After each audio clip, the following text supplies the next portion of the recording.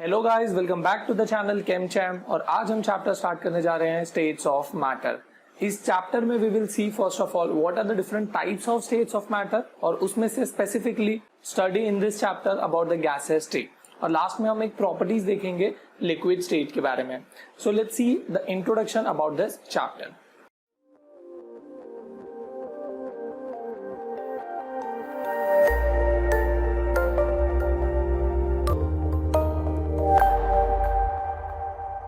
जब हम कोई भी सब्सटेंस लेते हैं लार्जर क्वांटिटी में, तभी हम उसकी कैरेक्टरिस्टिक प्रॉपर्टी को मेजर कर पाते हैं, ऑब्जर्व कर पाते हैं।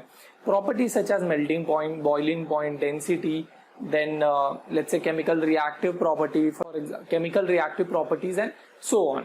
सो ऐसे कोई भी प्रॉपर्टी जब हम सब्सटेंस को ऑब्जर्व करते हैं, so that we observe in bulk quantity. जब वो बहुत सारे एटम्स, मॉलिक्यूल्स, आयंस बहुत सारे क्वांटिटी में प्रेजेंट है, तो जाकर हम उसकी प्रॉपर्टीज को ऑब्जर्व कर पाते हैं। और यही अगर हम फिजिकल प्रॉपर्टी की बात कर लें, तो फिजिकल प्रॉपर्टी में we can take example of, हम वाटर ले सकते हैं which is in liquid state. We can take ice, let's say हम यहाँ लिख लेते हैं ice, water and steam which is water vapour. तो ये तीनों की अगर हम प्रॉपर्टीज देखें, फिजिकल प्रॉपर्टी, तो आइस जो है वो सॉलिड में होगा, वाटर जो होता है लिक्विड होगा, और स्टीम जो होता है वो वेपर के फॉर्म में होगा। बट तीनों का अगर हम कॉम्पोजिशन देखें, तो तीनों में it is what H2O only. Like this is solid, then H2O, then this is liquid, then H2O, and finally this is gas and H2O. So although इन तीनों की physical properties अलग है, but chemical composition तीनों का same है। So this constitute that हमारा कोई भी अगर एक matter है, whether it is solid, liquid or gas, so in that case it depends upon two important things. One is the energy content of that physical state, and second is the aggregate formation, कि किस तरीके से ये molecules जो है एक दूसरे से combine हो रहे हैं उस पर्टिकुलर स्टेट में। सो this will give you different states of matter. तो इसकी वजह से हमारा अलग अलग फिजिकल प्रॉपर्टीज होंगे। और केमिकल प्रॉपर्टीज जो होते हैं, it will never change with change in physical properties. Let's say यहां पर हम लिख लेते हैं chemical property do not change with change in physical property, do not change with change in physical property, but the rate of reaction it will depend upon the physical state. So that is why like हम जब भी कोई physical state change करेंगे किसी भी matter का, from solid to liquid to gas, उस time उसकी केमिकल प्रॉपर्टी चेंज नहीं होगी, बट उसका रेट ऑफ रिएक्शन, कि वो रिएक्शन कैसे प्रोसीड करेगा, वो कम या ज्यादा हो सकता है। और इस चैप्टर में we are going to see about 3 important states of matter, वो है सॉलिड, लिक्विड एंड गैसेस। और उनमें से भी स्पेसिफिकली हम गैसेस स्टेट पे फोकस करेंगे, because liquid state and solid state ये दोनों के सेपरेट चैप्टर आपको क्लास 12 में ऑलरेडी मिल जाएंगे। सो इस चैप्टर में we will focus specifically on gases state. So अब ये चैप्टर स्टार्ट करने से पहले it is very important that we understand what is intermolecular forces, और उसका नेचर कैसे होता है, कि इंटरमॉलिक्यूलर फोर्स होता क्या है और वो कैसे काम करता है। Then also we need to understand what is molecular interaction, कि कैसे मॉलिक्यूल्स एक दूसरे से इंटरैक्ट करते हैं, कैसे वो अट्रैक्ट करेंगे, रिपेल करेंगे and so on. And what is the effect of thermal energy, that means हमारा हीट एनर्जी कैसा होगा डिफरेंट स्टेट्स में। सो ये हमें 2-3 टॉपिक्स को पहले कवर कर लेना चाहिए, उसके बाद हम प्रॉपरली गैसेस स्टेट से चैप्टर स्टार्ट करेंगे। So let's start with the intermolecular forces, and then we will see intermolecular interaction, and finally we will see thermal energy. To begin with the chapter, we will first look at some basic term such as what do we mean by intermolecular forces. उसके बाद हम देखेंगे what is molecular attraction, what is molecular interaction, and then we will look at thermal energy. ठीक है, और ये होने के बाद में we will start with our gaseous state. So let's start with the topic which is intermolecular. What do we mean by intermolecular forces?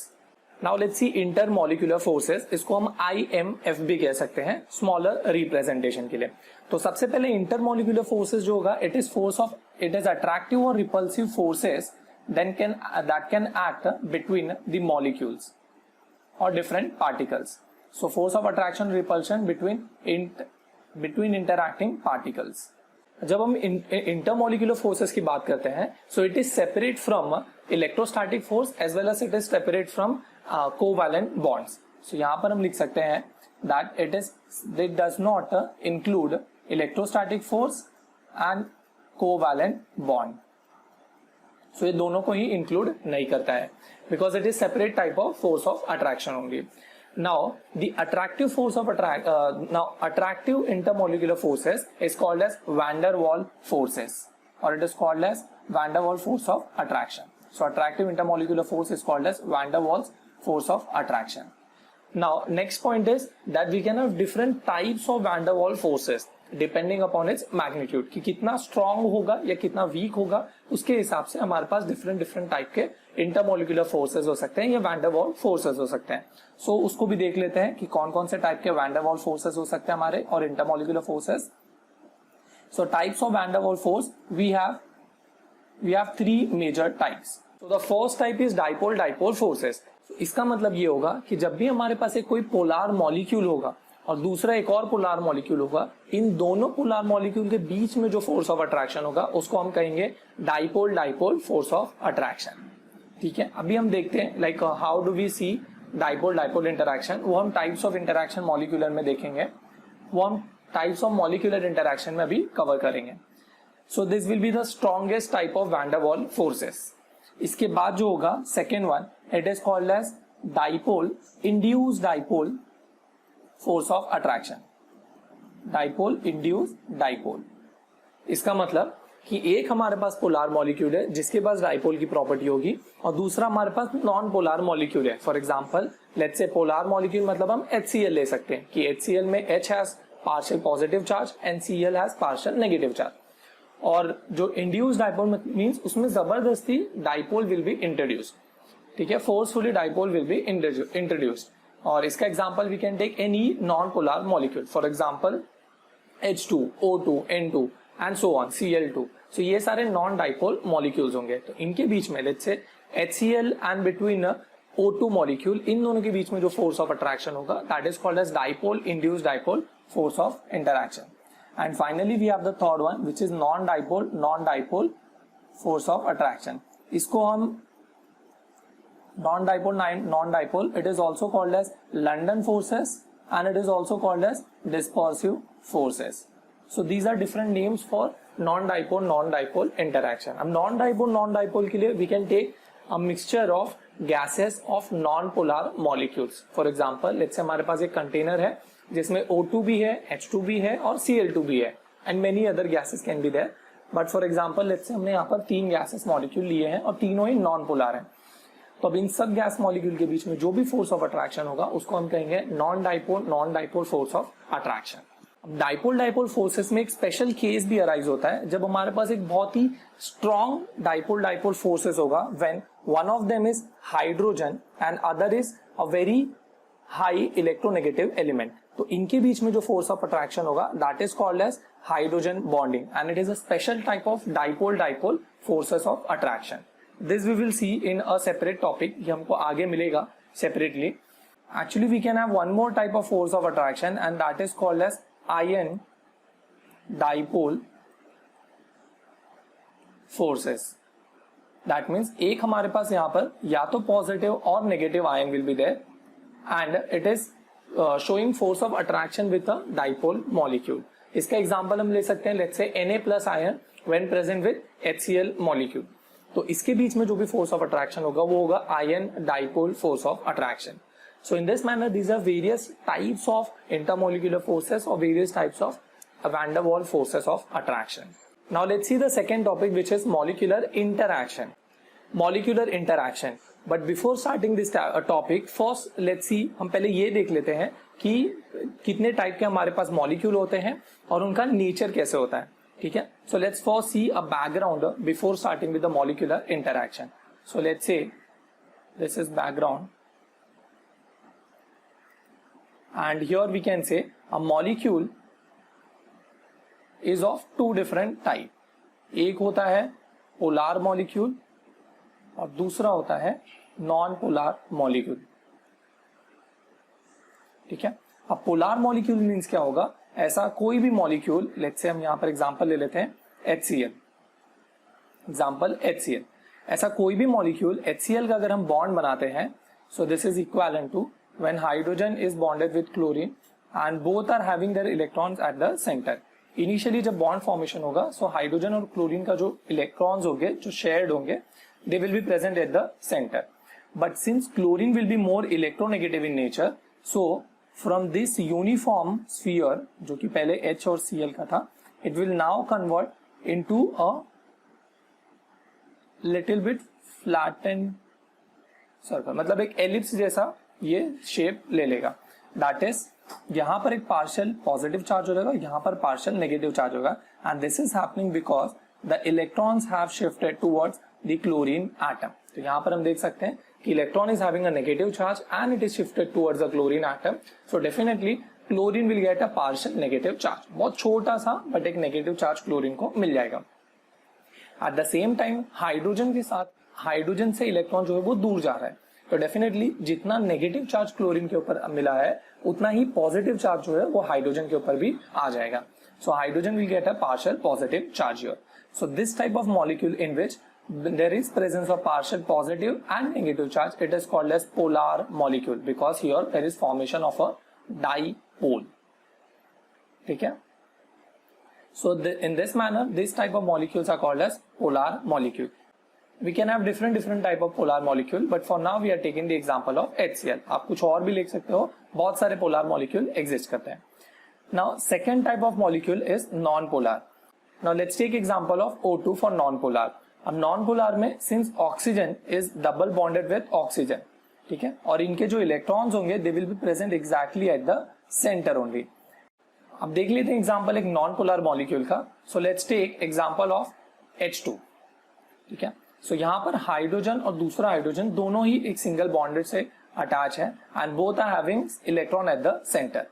अब अगर एक hydrogen, let's say this is H1, this is first hydrogen and this is second hydrogen. So अगर first hydrogen चाहेगा कि उसके तरफ electron आ जाए, तो उसको ज्यादा इलेक्ट्रोनेगेटिविटी हो, उसके पास ज्यादा इलेक्ट्रोनेगेटिविटी होनी चाहिए. But at the same time जो दूसरा एटम है वो भी हाइड्रोजन ही है. So in this case both are having same electronegativity strength, और उसके वजह से हमेशा जो इलेक्ट्रॉन है वो सेंटर में ही रह जाएगा. और क्योंकि इलेक्ट्रॉन कहीं भी शिफ्ट नहीं हो पा रहा है, वो सेंटर में है, so that is why both this atom will never have any charge. ना तो इनके पास partial positive होगा, ना ही partial negative होगा. And when there is no charge, so there is no polar formation taking place, no pole formation taking place. ना तो positive pole बन रहा है, ना ही negative pole बन रहा है. Hence it is called as non-polar molecule. और इसका जो structure होगा, it will be uniform sphere only. ये और यहाँ पर हाइड्रोजन और hydrogen will be present inside this molecule. So in this manner, polar molecule can be represented by an elliptical diagram, and non-polar molecule can be represented by a circular diagram. So this is the background which we needed in order to start with the molecular interaction. तो अब यहाँ पर हमको पता चल गया है कि that this one is called as polar molecule will always have a dipole and non-polar molecule will never have a dipole. ठीक है. अब start करते हैं हम molecular interaction से. Now molecular interaction, it can be of three different type. ये हमने already intermolecular interaction में देख लिया है. So your molecular interaction will be between polar and polar molecule. So that is हमने देखा already that polar molecule it has the property of dipole. तो इसलिए हम यहाँ पर कहेंगे it will have a dipole and other will also have a dipole interaction. और इसका एग्जाम्पल हम ले सकते हैं when n number of HCl molecule are present. So that will give you dipole-dipole interaction. Now let's see second one, which is dipole and non-dipole interaction. Dipole, non-dipole interaction. And here we can take one as dipole molecule, let's say HCl, and other as non-dipole molecule or non-polar molecule, let's say H2. तो इन दोनों के बीच में जो भी interaction होगा, it is called as dipole, non-dipole interaction. And finally हमारा third type होगा, which is non-dipole and non-dipole interaction. यहाँ पर हम एग्जांपल ले सकते हैं of a container filled with hydrogen gas. So n number of H2 gases present. So ये हमारे तीन type of force of interaction. Okay, इनके अलावा जो दो सेपरेट केसेस है, that is ion dipole and hydrogen bonding, that we will see after covering these three molecular interaction. So let's start with the first dipole-dipole interaction. So let's see dipole-dipole interaction. So let's consider we have a container which is having n number of HCl molecule. और अभी हमने देखा था कि HCl molecule क्योंकि वो polar molecule है तो इसको हम एक फ्लैट सर्कल से रिप्रेजेंट करेंगे. सो इस तरीके से हम HCl मॉलिक्यूल को रिप्रेजेंट करेंगे. सो ऐसे यहाँ पर बहुत सारे HCl मॉलिक्यूल प्रेजेंट होंगे. So let's say HCl many HCl molecules will be present here. So अब इनके बीच में जो फोर्स ऑफ अट्रैक्शन होगा, let's say between one HCl molecule and another HCl molecule, it is called as dipole dipole force of attraction और dipole dipole interaction. अब इसे देखते हैं हम होता कैसे है ये. सो ये स्टार्ट करने से पहले हम दोनों का हम दो HCl मॉलिक्यूल यहां पर ले लेते हैं. Let's say HCl and we have another HCl and we have another HCl. ठीक है. अब डाइपोल डाइपोल इंटरैक्शन में we require two permanent dipole molecule which is हमने ऑलरेडी यहां ले लिया दो HCl मॉलिक्यूल. और हमको पता है that dipole molecule will always have a permanent positive delta positive and delta negative charges. So हम यहाँ पर इनके चार्जेस भी लिख देते हैं. At the ends of this molecule this charges will be present. Now this polar molecule has the ability, since it is negative charge, like partial negative charge है chlorine के पास और पार्शियल पॉजिटिव चार्ज है hydrogen के पास. So now these two will form a force of attraction because partial negative and partial positive will attract each other, and because of that there will be some forces of attraction taking place between this HCl of first and second HCl molecule, and this interaction is very high amongst the all different types of molecular interaction because यहाँ पर दोनों ही molecule में partial charges are present. So that is why it is, we can say, now here we can write some properties, here we can write some observing point. So पहला हम point लिख सकते हैं, ion is nothing but electrostatic force of attraction. So in this case it is stronger than rest of the molecular interaction, but electrostatic force है वो काफी weak होगा because यहाँ पर सिर्फ partial charges are considered. So that is why it will be weaker than electrostatic force of attraction. Now second is that the strength of dipole dipole interaction will depend upon, it depends on the distance between the charges. Means ये दो positive और negative charges के बीच में जितना कम distance होगा उतना ही स्ट्रॉन्ग वो डाइपोल डाइपोल इंटरैक्शन फॉर्म करेगा. So strength of dipole dipole depends upon a distance of partial charges. ठीक है. तो ये हमारा सेकेंड पॉइंट हो जाएगा, that will determine the strength of dipole dipole interaction. Now next point is dipole dipole interaction energy. Dipole dipole interaction energy, it is of two different type, for stationary molecule and for the moving molecule which are non stationary. तो stationary molecule के लिए it is proportional to 1/r³. r is the distance between the poles, that is the distance from center of one atom to the center of another atom. And we can have the second type as, यहाँ पर हमारे पास हो सकता है non stationery molecule. यहाँ हम लिख सकते हैं let's say non stationary molecules, and for this one it will be like 1/r⁶. So ये दो टाइप के एनर्जी का हमारा वैल्यूज हो सकता है, dipole dipole energy interaction. Now here we can write a note point that beside that dipole dipole interaction can interact by London forces also, by London forces also. So this implies that the net, यहाँ पर हम लिख सकते हैं, this implies that the net dipole dipole interaction, it is the sum of dipole dipole plus London forces. So these are the important points that we can have in a dipole dipole interaction. So one of the very important like force of attraction which is dipole dipole interaction, अगर आपको ये समझ आ गया है तो definitely you will relate it with the other two also. Now let's see non dipole interaction. तो यहाँ पर बहुत ही सिंपल है, जैसे हमने डाइपोल डाइपोल में लिया था, हमको यहाँ पर दो नॉन डाइपोल मॉलिक्यूल लेने. फॉर एग्जांपल लेट्स टेक, हमने यहाँ पर एक हाइड्रोजन हाइड्रोजन ले लिया और दूसरा भी एक और हमने हाइड्रोजन एंड हाइड्रोजन ले लिया है. ठीक है. नाउ दिस नॉन डाइपोल में definitely both of this molecule are not having any charges, और चार्जेस नहीं है मतलब there won't be any force of attraction.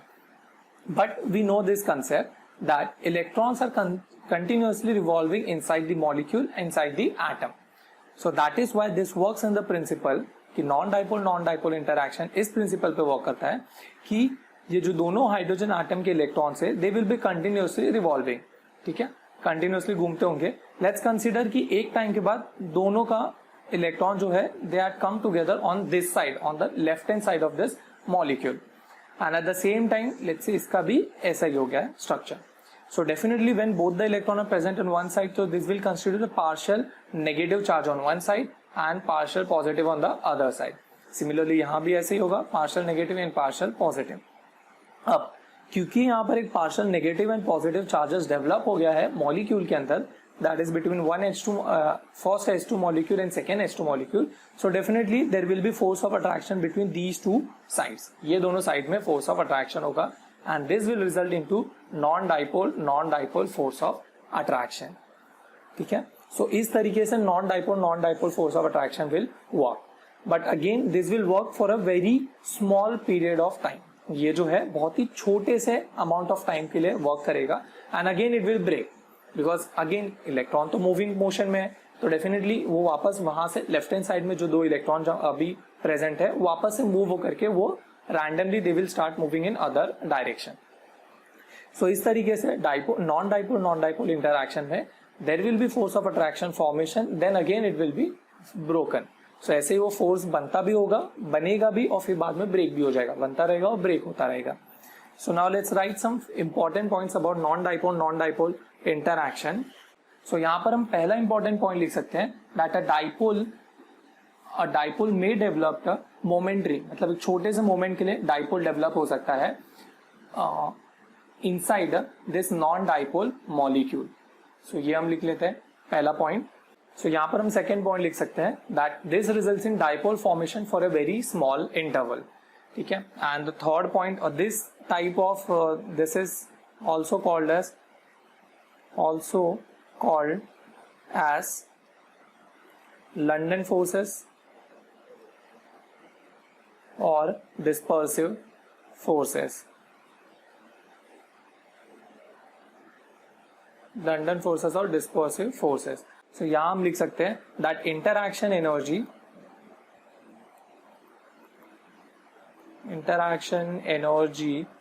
is equal to 1 upon r raised to 6. Okay? So 1 by r raised to 6, where r is the distance between the two particles. ठीक है, तो इन दोनों particles का जो distance होगा that will be actually value of r. ये हम यहां पर लिख देते हैं this is r. So this was our second type of force of molecular interaction which is non dipole interaction. यहां पर हम एक नोट पॉइंट लिख सकते हैं दैट नोट पॉइंट में ये आएगा कि when the molecules are present at very close to each other, then only non-dipole interaction can take place properly. तो यहां पर हम लिख सकते हैं when, तो यहां पर हम लिख सकते हैं molecule should be in the range of molecules should be approximately 500 picometer apart, then only this non-dipole interaction will take place. ठीक है, so ये होता है non-dipole interaction. Now let's see the third one which is dipole induced dipole attraction. Now let's see dipole non-dipole interaction. अब dipole non-dipole interaction के लिए let's take one example of HCl. तो ये HCl बना लेते हैं and let's take another example of non-dipole molecule of which is HH. Hydrogen molecule ले लेते हैं. ठीक है, अब इनके बीच में फोर्स ऑफ अट्रैक्शन होगा. तो हमको पता है that the dipole molecule will definitely have a partial positive and partial negative charges, but ऐसे कोई भी चार्जेस नॉन डाइपोल मॉलिक्यूल में प्रेजेंट नहीं होते. But again we know for a very small interval of a time electrons will be continuously revolving और एक side में जाकर के उनकी डेंसिटी ज्यादा हो सकती है. And let's say in this case we are taking on the right hand side that electrons are present. So this will create a partial negative in this side and partial positive on the other side. बहुत ही small interval of time के लिए partial charges develop होंगे और जैसे ही ये charges develop हो जाएंगे, so definitely there is force of attraction between the chlorine which is partial negative and hydrogen of the other molecule which is partial positive in nature. और इस type का जो इंटरैक्शन होता है इसको हम कहते हैं डाइपोल नॉन डाइपोल इंटरैक्शन। ठीक है, अब इसके अगेन पॉइंट्स लिख सकते हैं हम। तो इसके पॉइंट्स आप खुद ट्राई कीजिए, इजीली आप लिख सकेंगे। सो यहाँ पर हम पहले पॉइंट में लिख सकते हैं कि hydrogen HCl has the ability to make interaction with its neighbouring molecule. Second, we can write that HH, which is H2 molecule, does not have the ability to form the interactive forces. But for a very small interval of a time, electron density in H2 molecule will be on one side, which will give rise to partial positive and partial negative charges. During this moment or during this small interval of a time, neighboring HCl molecule will form a force of attraction here, and this will result into dipole non-dipole interaction. ठीक है, तो ये point आप लिख लीजिए अपने हिसाब से and definitely this is our third type of dipole non dipole interaction which is the third type of molecular attraction. So जैसा कि हमने चैप्टर स्टार्ट किया था और हमने बोला था that intermolecular forces are of two types. एक तो अट्रैक्टिव फोर्सेस होते हैं जिसके हमने अभी तीन टाइप्स ऑलरेडी देख लिए हैं अट्रैक्टिव फोर्सेस में, and other we have it as repulsive forces. So अब रिपल्सिव फोर्सेस कैसे होंगे? सो लेट्स से रिपल्सिव यहां पर हम लिख सकते हैं, लेट्स से फोर्सेस और force of attraction. Your one can be attractive and other is repulsive. And attractive में हमने ऑलरेडी देखा, this is nothing but van der Waals forces.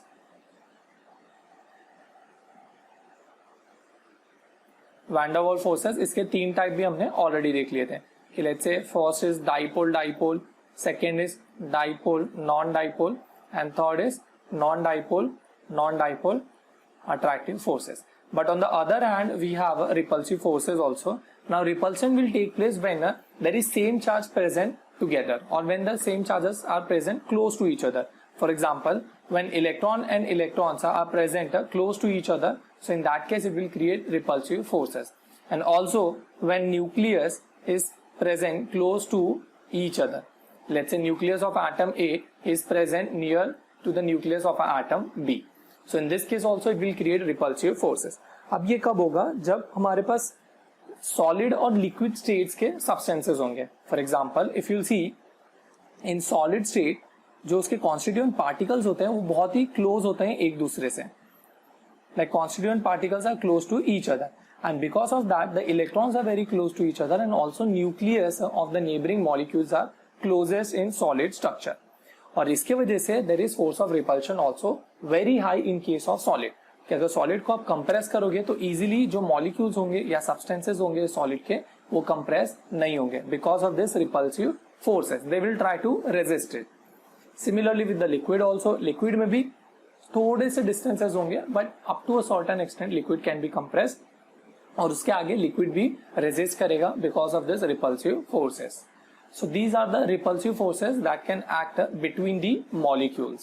So thermal energy में we can say it is the energy of the substance because of the movement or motion of atoms and molecule inside it. यहाँ पर हम लिख सकते हैं thermal energy is the result of motion of atom or molecules of any substance. This is actually thermal energy is directly proportional to the temperature. जैसे जैसे हम temperature increase करेंगे वैसे ही थर्मल एनर्जी मतलब हीट के फॉर्म में जो energy है वो इंक्रीज होता जाएगा. And it is thermal energy is the measure of average kinetic energy of molecules of the substance or of the matter. तो ये हमारा thermal energy and kinetic energy का जो है रिलेशन होगा that it is the measure of average kinetic energy of the molecules and thus thermal energy is responsible for movement of molecules. So definitely अगर हमारे पास heat energy और thermal energy inside the molecule if it is more, so it will move with more velocity. उसमें kinetic energy ज्यादा होगा तो movement वो ज्यादा करेगा. And your जो भी होगा यहाँ पर जो movement of particle is called thermal movement. It is called thermal movement. ठीक है. So this is about our thermal energy. बहुत ही छोटा और बहुत ही easy topic. So with the help of these three basic topic, that is first हमने देखा what is intermolecular forces, then we saw what are the different type of molecular interaction, and then finally we saw thermal energy. अब ये basic होने के बाद में we can start with our chapter which is gaseous state. अगर आपको ये video अच्छा लगा हो तो अभी इसे लाइक कीजिए. अगर इसे आप if you're watching this on YouTube then do subscribe to our channel ChemChamp. If you're watching this on Facebook तो अभी इसे लाइक कीजिए, अपने दो दोस्तों के साथ इसे शेयर कीजिए ताकि उनको भी इस तरीके के वीडियो का फायदा हो सके. If you're watching this on Instagram then do follow our page ChemChamp. See you in the next video with a new topic. Thank you. Bye bye. Take care.